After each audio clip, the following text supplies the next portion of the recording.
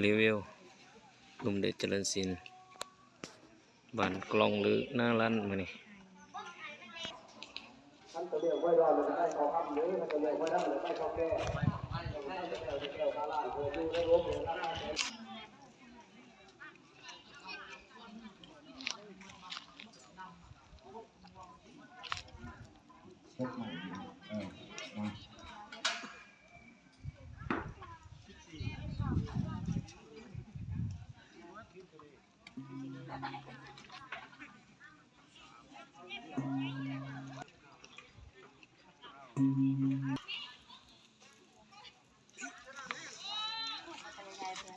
รีวิว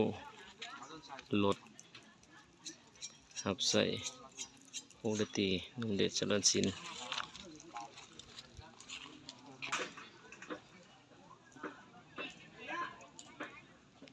บ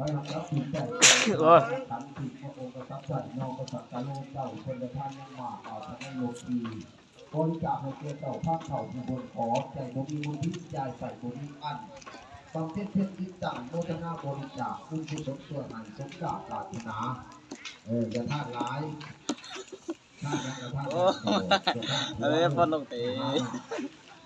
เขาหลอกพุ่งก่อนว่าพี่ได้ก็สิปล่อยซ่อม YouTube ไปก่อนหลอกอย่ามาชม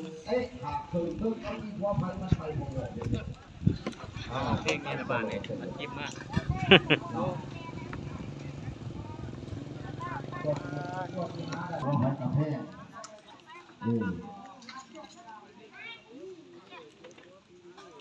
เอาไปอีกคือนักยกอีกมากเขามากถึงท่าทัวร์อีกก่อนว่านะ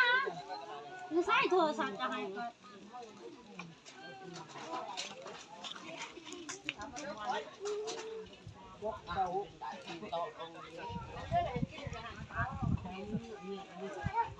ของมันจะคือเห็ดบุญ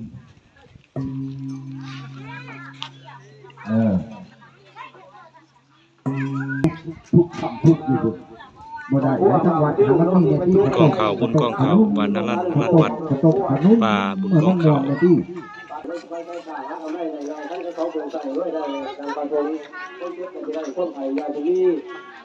รีวิวบ้านนารันรีวิวมาเด้อตอนแรกมาเด้อกำลังเด้อติดตั้งแล้วเด้อ